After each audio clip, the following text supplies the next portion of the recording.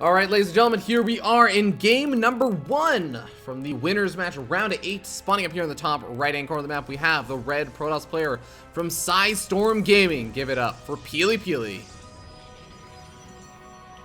Yeah.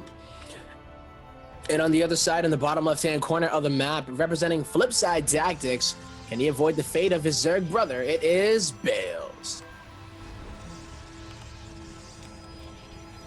This is definitely two of my favorite Protoss players out there in terms of just like friendliness, in terms of just players I love watching do better in the scene and just kind of like grow over the time that they've been involved in StarCraft. So like both of these guys seriously have come up from that kind of period, like back in 2013 where both of them were trying to make a little bit more of a name for themselves, all the way till now where they are actually like the close to the top of North America.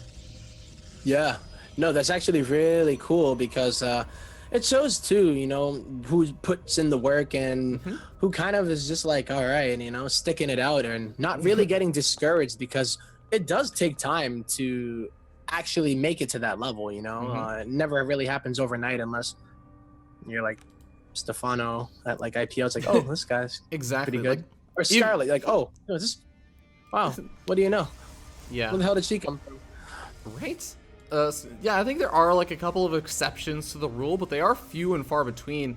And these guys are like, you even talk about like Neeb or something, like they came in a while ago. They put in the work, they put in the effort to actually make it to this point. So it's really cool to actually see a lot of that effort showing. But here we go. We already have slight little deviations in the build order so far.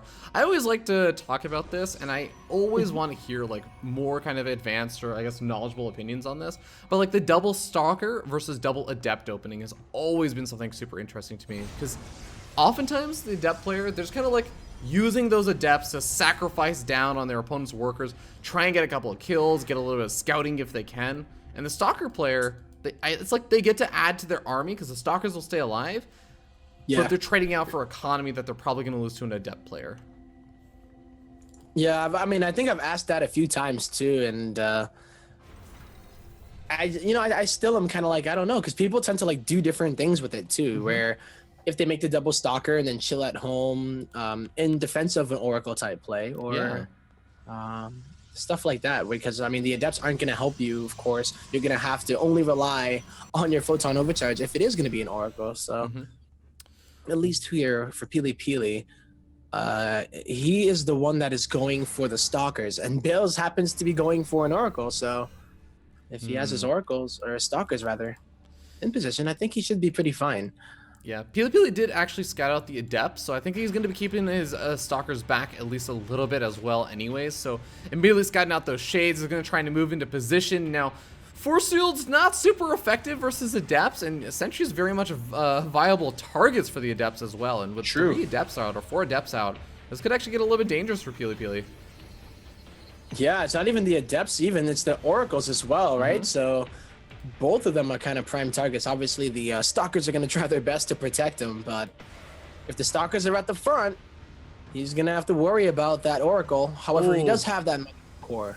I was going to say, yeah, this is the Militia Core going to be the only sort of solid defense over here, but it works out really well. Oh my god. Well, 2 workers going down so far. The Oracle tries to move in, but doesn't really accomplish a whole lot. Kills off 1 or 2 workers to add in over there, but losing all 4 of the Adepts to some beautiful forces in a Photon Overcharge.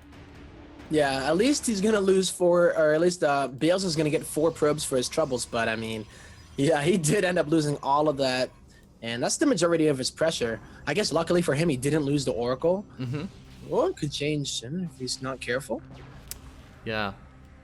I gotta say, like, that kind of use of force fields, like using your gateway and doing it in that kind of like narrow choke point to trap in the Adepts into the Photon Overcharge, not something, I guess, like the traditional usage of force field that you see, or at least it felt a little bit less intuitive to me. So pretty clever usage of that, but does actually end up using a good bit of that Sentry energy, so he's not going to be able to really do a lot of hallucinate Phoenix Scouts or anything for the immediate future. Does have one available now, but looks like he's instead just going to try and go for a move out, saying like, I killed off a decent chunk of your army in the early game. Let's see what I can do. Yeah, I mean, he's finally going to push out onto the map, and he has all those sentries, and this is a style that he's been doing, actually. I've noticed, where he goes in and he uses those force fields offensively, you know. Where is the mothership core of Bales? It was in the Okay. yeah. But it's in the natural expansion. It's ready to photon overcharge in a lot of different locations. So I think it's going to be really difficult for PiLiPiLi to actually break into this. But that Oracle came back in not too long ago, killed off 7 workers. And Wow. it's still got enough shields that can go back in, maybe kill off a couple more if it needs to, and just leave again. So Bales is definitely making the most of the situation. Yeah, another photon overcharge will go down, but this time PiLiPiLi is going to be blinking his units back with the Warp Prism. Going to lose a sentry there. And now there's only really 2 more pylons. I guess there is one on the high ground, right? And then the one way in the back, but I don't know how much that's going to help. Yeah, the high ground one could definitely be pretty effective if these stalkers ever get a little bit too close or too far into the natural expansion, but pylons are starting to get picked off, and PiLiPiLi's done a really nice job with this blink micro utilizing that Warp Prism, and the Immortal now comes into the mix. And this is where things really start to get dicey for Bales. Yeah, because that pylon is going to go down so much faster, and that's the main defense here. The force fields are going to go down on the bottom of the Nexus, but I mean, the way that Bales is holding is actually really nice, because that wasn't like a good time for him to go and snipe that pylon while the Immortal is out. Yeah, I want to note behind this that Bales does not have his own robotic facility. He only has that Twilight Council that's finished up, as well as a Stargate. But with the Twilight Council, he's researched Blink, so he has his own form of Blink. But I mean, it doesn't really have, I guess, like the same power that PiLiPiLi does when he has those Immortals in the mix. Yeah, the Immortals are going to be so crucial here. Probes are going to come off the line here, Fear Dragon. I mean, the Blinks, are really good here, as PiLiPiLi doesn't even really crumble. Still blinking one at a time. Look at this.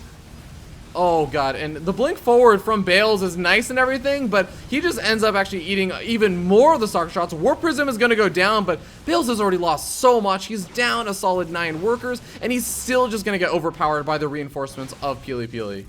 Oh yeah, I mean, he really wanted to get that Warp Prism. He really wanted to get the Immortal, but it cost him way too many units, and he's going to fall here to PiLiPiLi in game number 1. All right, well, PiLiPiLi takes game number 1, and as you were saying, that started off as kind of an interesting game. PiLiPiLi was able to get a nice little edge, I would say, in the early game by being able to deal with those adepts so easily, and that sort of just allowed him to do that sort of move out without really fearing about anything except for the Oracle. And the Oracle got some nice damage done, but PiLiPiLi got a little bit more done at the end of it. Yeah, at the end of it, the Oracles were... He had 2 Oracles, by the way. One on the bottom of the natural, one on the left of the main. Well, we are going to be hopping into game number 2, so we are going to a short little break. We will see you guys in just a little bit with game number 2.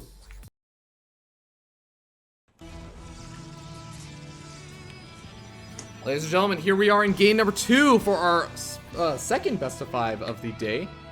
Spun down here in the bottom right-hand corner of the map, we have the red Protoss player from Flipside Tactics. It's Bales. And spawning in the top left-hand corner, representing Satstorm Gaming, it is PiLiPiLi. And we kind of join in at almost the exact perfect moment, because this is the time where we get to see, the double Stalker versus a double Adept opening coming out once again. A slightly different map, where your opponent spawns, and it looks like both the players can open up with double Stalker this time. Yeah, I thought you were talking about the epic probe battle that was happening in the base of PiLiPiLi. Look at this. Red probe goes in. The blue probe zaps the red probe. And the red probe, never fights like back. A little bit too scared. Yeah. Treats. Bales is just like, I came on a peaceful mission, but I'm going to go back to my Emperor.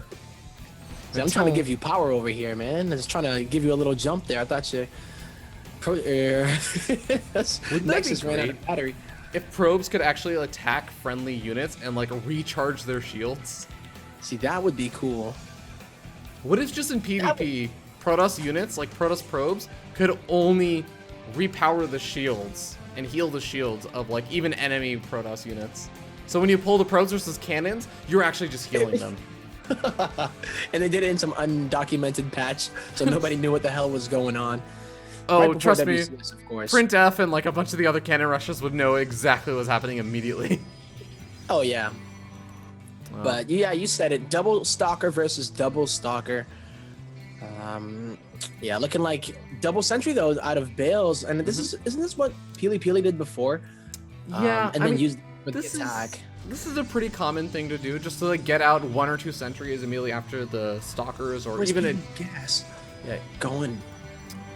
So part of the reason for this is that if you go for the adept opening, you don't really need to try as hard to like get that scout out, because the adepts are going to be walking through your opponent's base. You're going to be trying to kill off workers and everything, but you're also going to potentially get a good scout out.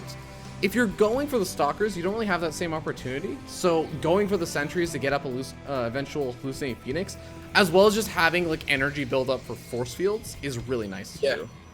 Yeah, that's what I was feeling, and then I saw PiLiPiLi just like chilling with his gas, and I was like, maybe. Oh, we already had him on. I was like, okay. Yeah. You get him out a little later though.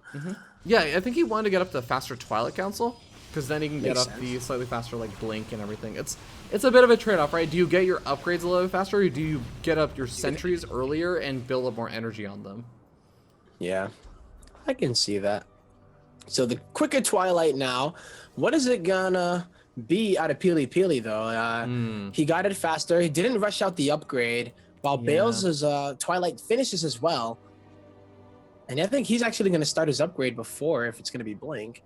Yeah, PiLiPiLi, I mean, pretty late on actually starting up that Blink, so not exactly the most optimized, I guess, in that regard. I don't know if he was maybe attention was somewhere else, or if just sort of something unanticipated happened with his build, but regardless, Blink going to be starting up, as you said. It's around the same time for both these players. It's worth noting that PiLiPiLi does have a small little worker lead, so maybe it goes into like a little bit of like cutting workers or something for Bales, small little things that put PiLiPiLi behind, but regardless, I think upgrades are going to be coming out around the same time at least. Yeah. No, you're right. Yeah, I mean, that 5 worker lead is a pretty big deal, you know? It's not too substantial, but it's obviously not something that you should overlook either, especially when they're going to be going for very similar styles. So, they both seem to be wanting to go for Blink Stalker. They only got 1 Immortal each, though. Yeah, they only stopped at 1 Immortal. This is always like a really interesting and dangerous game. Like, you always want to make sure you get out that Observer, because you never know when you're going to be up against like DTs or something like that. Your opponent plays a little bit tricky, especially since they both open Twilight. But at the same time, I also think that like this is kind of like what I always find is the most fun and interesting PvPs, where it ends up being Blink Stalker, Immortal, Sentry versus Blink Stalker, Immortal, Sentry, because then it just becomes like those really cool positional plus micro-oriented battles. When the Disruptors start getting in the mix, PvP turns into a very different and weird matchup, but this is my favorite PvP type. And they're literally doing the exact same thing. And I guess that pro bleed out of PiLiPiLi could potentially be what dictates the battle if it's going to be a numbers game. Obviously, the micro is one of the most important parts as well, but I do like PiLiPiLi's positioning, especially since he did have the pro bleed. But I mean, honestly, it's so close that unless it was really like they met in the middle and didn't have any reinforcements and they microed perfectly, and then that one person with the 1 extra unit, it would matter. So I don't think it's going to be like a huge deal. Yeah, I mean, it definitely does play a bit of an impact. Like, having the extra like 4 or 5 workers does mean having that extra gateway or so of production. So it does start to add up, but I agree. Like, it's one of those things that you can kind of overcome with like good positioning, or, you know, 1 or 2 good force fields or something along those lines. Yeah. All right, well, in PiLiPiLi fashion, we're going to see the Dark Shrine coming out after everything is established. It wouldn't be a PiLiPiLi game without a Dark Shrine at some point. It wouldn't be. And I wonder if he uses the Warp Prism in order to open some of those DTs, or if that's for the push. I kind of think that just based on looking at how many sentries Bales has, I'm not sure if PiLiPiLi is aware of this. Like, he's been using the Hallucinating Phoenix Scouts, I believe, but he may just need to actually make an Archon with those DTs, because there are going to be so ridiculously many force fields out for Bales. Yeah, and just being able to break them down, going to be able to negate any real positional play out of Bales. And with PiLiPiLi breaking down the rocks, he's going to have so much room to maneuver, and those sentries aren't going to be as effective as they would like to be without using so much energy. Yeah, I mean, when there's a giant concave, it's hard to actually force field the entire thing without blowing most of your energy, but Clutch and Overcharge is thrown out, and we might be seeing some of the force fields going down, but it's going down for PiLiPiLi for zoning out this army, and I think this actually works out rather well for him, because Bales can't even get close enough to throw down effective force fields yet. Yep, PiLiPiLi going to be warping in a few DTs into the Warp Prism, and he's continuing to put on the pressure. I think Bales knows that this is happening, but he's not targeting the Warp Prism. Oh, he blinks forward. Oh, he does. He blinks forward, but doesn't blink up to the high ground, and now the DTs get out. One of the DTs is going to be able to make its way over to the Photon Cannon, but the third expansion is still under attack, and Bales has a superior army, it looks like, over there, but he is starting to lose some workers in the natural. Yeah, he lost a few, about 7 in total, and that's from the DTs as well. But PiLiPiLi realizing, okay, maybe I can't do as much as I wanted to. I think he sniped the Observer, unless it went into the Nat. There is still an Observer out right now. It is in the natural expansion for Bales, but the Adepts still continue to do damage. 17 workers have been killed off so far. PiLiPiLi, fortunately for him, not actually focusing down on those Adepts, and is going to end up losing them, but Warp Prism goes to the natural, and maybe able to do some more damage. Yo, this is so good because the fact that PiLiPiLi realized what was going on and was like, okay, I'm doing so much damage right now to the economy of Bales. If he had stayed around and lost that battle, then Bales is going to counterattack and win the game. Now PiLiPiLi knows how much damage he's doing. He doesn't have to do a damn thing except wait for Bales to come across the map and, you know, try to get some counter aggression done of his own. You know what's sort of funny also is that 26 workers were killed, but Bales is actually only about 7-8 workers behind. He's still making 3 workers at a time. PiLiPiLi obviously cut worker production and is going to pumping that back into his, I guess, army to replenish that. He wants to make sure he doesn't, as you said, die to a counterattack. So I actually feel like despite how much damage PiLiPiLi did, he also lost a lot of his army in the actual main engagement. Not just the Adepts that died, but he didn't exactly take the best engagement. And okay, well, no. This is one way to just throw all analysis out the window. Pretty much, man. I cannot believe that Bales is only down by 5 workers after losing nearly 30. Yeah. Well, here we go. Bales blinking on forward and gonna be able to do a lot of damage over here. It is turning into a full-on base trade. And I gotta say, both these players, they still have 3 or so immortals. Bales has a nice kind of immortal lead, but his army is also a little bit less mobile, I would say. Yeah, PiLiPiLi has a stalker count, and he also has that Warp Prism. I didn't see, yeah, Bales has one as well. Oh man, this could get pretty crazy right now. You know, the sheer firepower of Bales is going to allow him to kill more buildings. Oh, we have to keep an eye on these observers over here for Bales. 2 of the observers are back at home. If PiLiPiLi actually noticed this, if he actually had his observer with his army right now and saw those, he could kill those off. And those DTs that he has would be insanely helpful, but I don't know if that's actually going to come into effect anymore. Yeah, man, this is insane. I mean, do you think the mobility of those stalkers are going to be what wins it, or is it just going to be like, how many immortals is that? That's 6 immortals to the 3 of PiLiPiLi. So PiLiPiLi can just go to different locations and wait a minute, where are the probes of Bales? Did he actually evacuate any of them?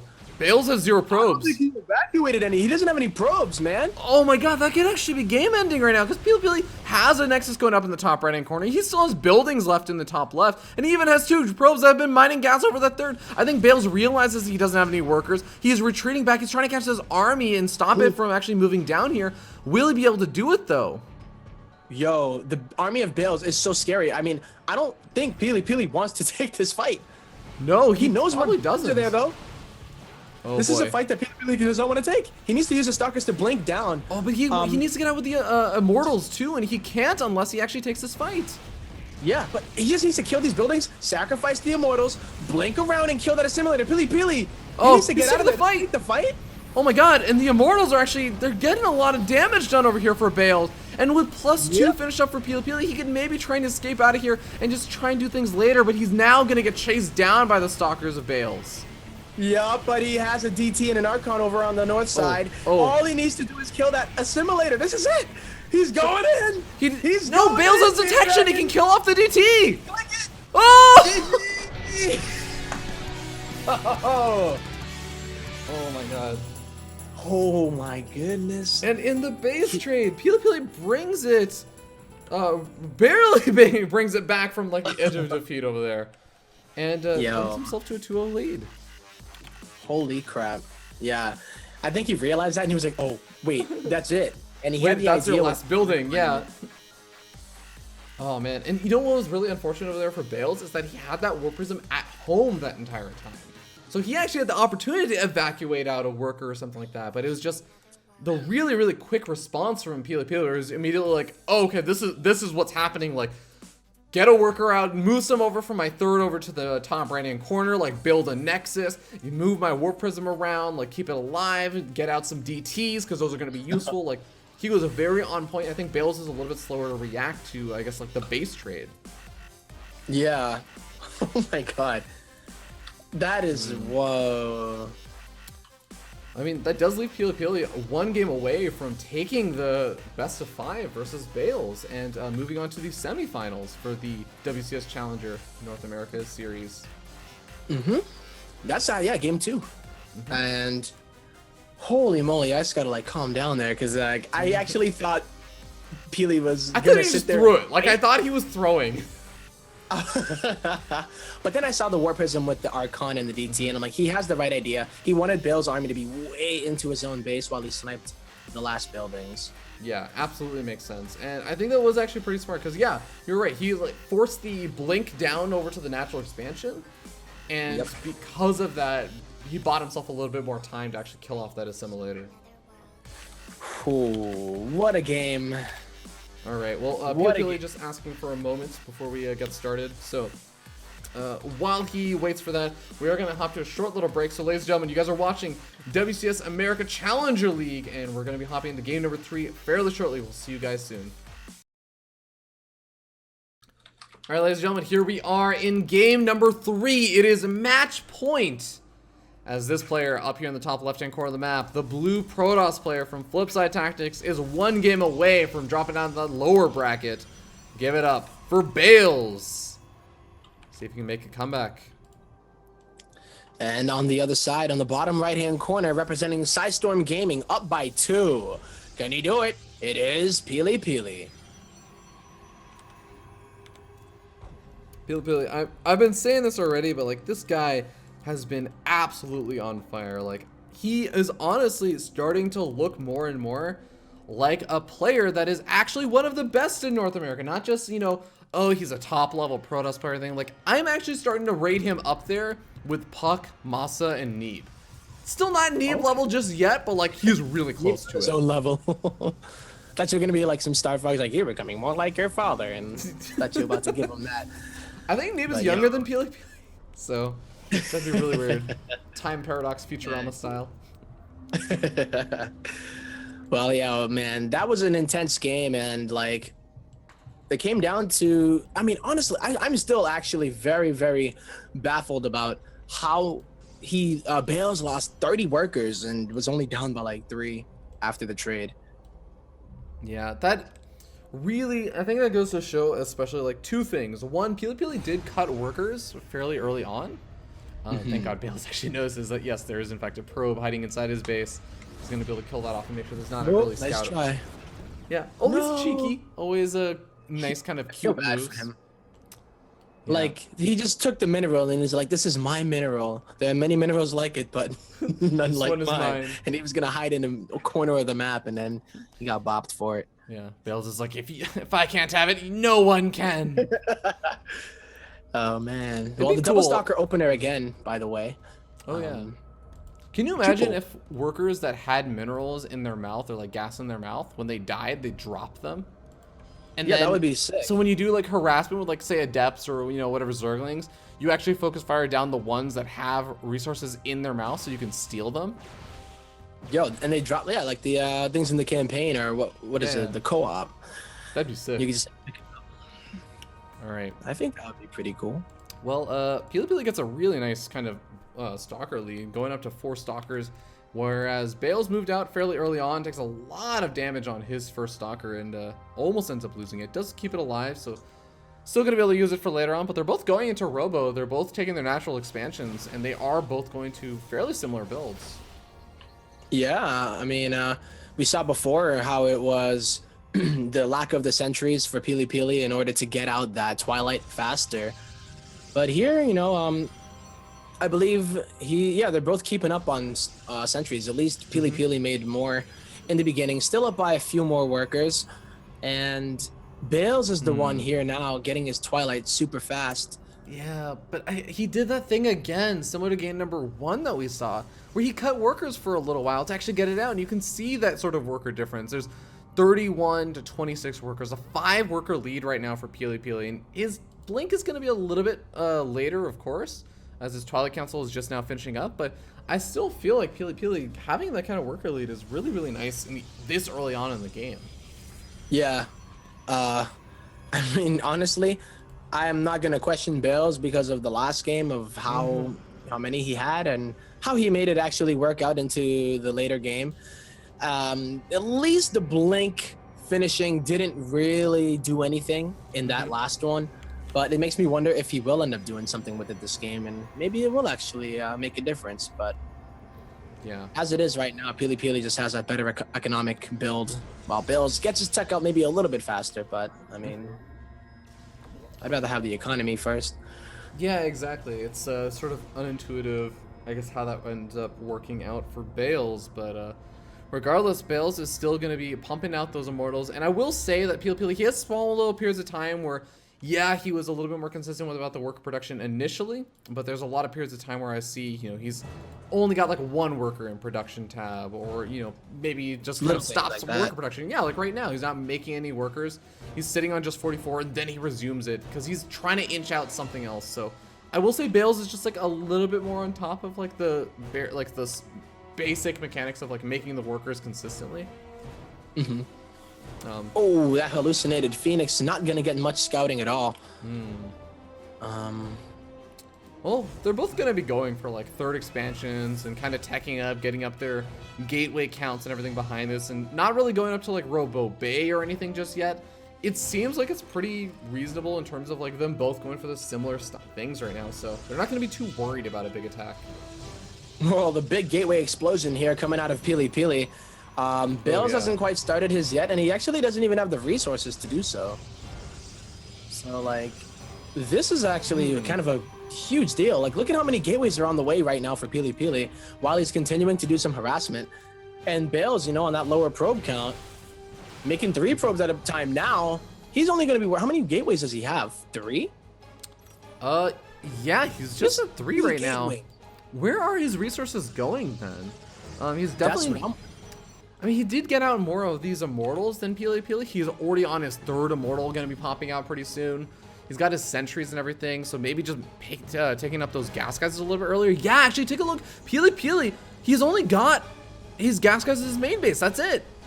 This is like a giant adept all in. Wow, so he's just going to go into a massive gateway attack here. And it looks like mainly adepts for the most part. But he does have this regular army here that he's had for a bit, and I guess the follow-up most likely, like Warpins, we'll see. Perhaps just adepts for the most part, but I don't know, man. This is going to be kind of crazy for Bales, who's setting up to a more of a macro game, like getting up his tech. He's getting cannons inside of his bases right now. While PiLiPiLi, yeah, 8 adepts, man. This is going to be a really difficult hold for Bales, because, I mean, these adepts are just going to shade on top of not only the Immortals and everything and start eating up those hardened shields very quickly, but just shading onto the sentries. The forces aren't really going to matter against adepts that are shading forward. Yep, and there goes that Warp Prism micro. It would be in Bale's best interest to at least try to get that Warp Prism taken out as fast as possible, but, I mean, he could lose a lot of army if he decides to do that. I think the Immortal count is really going to be what saves Bales if it's going to be anything. I mean, Blink is also researched for PiLiPiLi, and he does blink forward, taking out the Mothership Core. Does not get the actual Warp Prism, but the Adepts do shade on forward. They're focus firing down the Immortals, which I guess in some ways does work out, but PiLiPiLi actually losing a lot of his units over here. Yeah, he is, and the Immortals do stand strong. I believe a few of them did go down here for Bales, and the Concave out of Bales is looking pretty fantastic here. Ooh. And, oh, he's actually going to pull probes. He doesn't, maybe he only has he wants to secure it. He only has 4 warp gates worth of production, though. So, I mean, if this continues going on as it has, then PiLiPiLi, oh my god, he's going to continue to warp in more of these Zealots, which I think is a really smart decision. Going to have a much easier time against the Stalkers and the Immortals. And this is starting to work out rather well for PiLiPiLi. Yeah, he's actually getting so much damage to the economy now. 15 probes do go down. And now Bales, who was setting up for that macro game, is going to get caught here by this attack of PiLiPiLi. And I think that is going to do it. PiLiPiLi takes the 3-0 victory. 3-0 versus Bales in what I really did think was going to be a bit of a closer series, but PiLiPiLi is just playing really freaking well today. And just past couple of weeks, past month, something has been triggered inside this kid. And I asked him before, like, what's changed for you, man? And he's like, I don't know, Legacy of the Void is really fun. Like, I want to play it, and so I do when I get better because I'm playing it more. I'm like, that makes sense. Wow. Like, I can't, there's nothing to respond to that with. It's just like, oh, okay, like, you're enjoying the game more. Like, it's showing. It's like Brink, you know? It's just like, dude, we skate for fun. Like, so he's like a soul pro to us. He thought it was a soul train was just the thing with parting in a build, but it is within all of us, you know? You just got to dig deep and find it. Yeah, well, PiLiPiLi is going to move on to the winner's semifinals. It's going to be 2 rounds away from qualifying. So big congratulations to him so far, but it does mean that he's going to go up against the winner of Pult versus Hydra. And that's still going to be a pretty rough matchup coming up, and it's not going to be a PvP anymore. He's got to show his medal in either a PvP or a PvZ. Wow, yeah, you're right, man. Yeah, this bracket looking pretty sexy. Yeah, we already got some really nice matches. I mean, potentially, Masa versus Neeb is going to be the other semifinals if Masa ends up beating Semper, which I think is kind of the expected result from a lot of people right now. Semper can do it, though. It is TVT. There's a lot that can happen in TVT, man. Yeah, I'm trying to think what is like historically Masa's weakest matchup and what is like Semper's weakest matchup, or you know, those kind of factors that do come in where usually you'll see like the dominant player like, oh yeah, we'll expect him to get in, but Masa's like weakest then matchup they end up playing like a decent player of Yeah, I know what you mean. Masa's weakest matchup is versus Korean. Like, that's always the joke, right? Like, no, that's true, right? Masa versus, like, Masa does super well, and then when you see him play versus a Korean, like, it's not even necessarily like, oh, the Koreans are so much better. It's like, Masa will just start doing things, and you're like, Masa's not playing as well as, like, I'm not a high-level player, but Masa's not playing as well as he usually does. Like, it's so funny. Like that kryptonite, yeah. Yeah. That's why he actually still does well versus Neeb, though, because Neeb's not a Korean, technically. True. Yeah. True's a Korean, actually, but... True, he is a Korean. He's a Korean Zerg that is not involved in this because he only recently moved to the US, right? So he doesn't actually have, like, the passport just yet to participate. I'm not sure the details, but it might. I think it was too late. Like, come on, man! I thought he was on your team. I thought you kept up with this stuff. I know, man. I'm like the guy in the library. What's it called? Like Game of Thrones. I just go in this library of records of Storm Gaming that I have to be up on pretty much 24/7. Oh boy. What is it? I'm a Meister. Meister. You're the Meister. The Storm Gaming Meister. Keep up on all of the Storm Gaming lore, but taking a look, it looks like Semper is still in the game with Masa. He's like 4 minutes into the game, so I'm not sure if this is being cast on any other streams, and I guess that is a kind of good point to note that if you guys are interested in any other games that you see are not being broadcasted here, check out some of the other channels. I know Avilo, Take TV, Pewee, Winter StarCraft, and of course Nerd Street Gamers are all streaming these qualifiers, so most of them, pretty much all of them except for Take TV are English streams, so do check them out. Yeah, I think earlier, Huey was the one that had the Pult Hydra game that people were interested in, I would assume. So, yeah, man. All these games, I mean, at this point, I believe they should all be getting broadcasted, right? Once we start to get to the semi? I mean, it should... I don't know about the losers bracket, but the semis, both semis should be both broadcasted. I know when it gets to tomorrow, we're probably going to be doing every single game, just because tomorrow we're starting in the losers round of 4. So the way that works is that there are 2 matches in the losers bracket, and I think that we end up doing those 2 matches, and then we do the losers semifinals, and then we do the losers finals.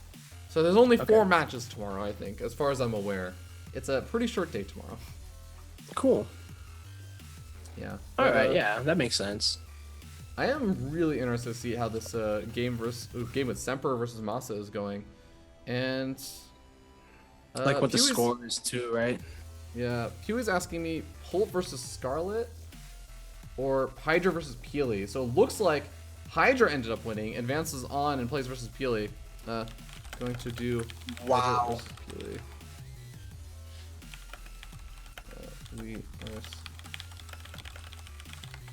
Okay, so I think that we are going to be hopping into Hydra versus PiLiPiLi then.